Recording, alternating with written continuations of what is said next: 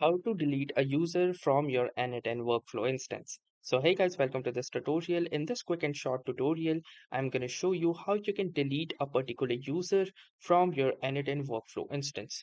So the first thing that we're going to do is simply launch your n8n instance. Since I work on n8n locally, I have launched my local n8n instance.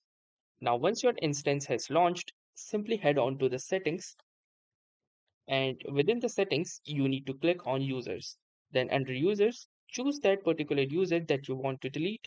Click onto these three dots and choose the second option, that is delete user. It will ask you for a confirmation. Simply click onto delete option, and now you can see that the existing user has been successfully deleted. So that was all for this particular video.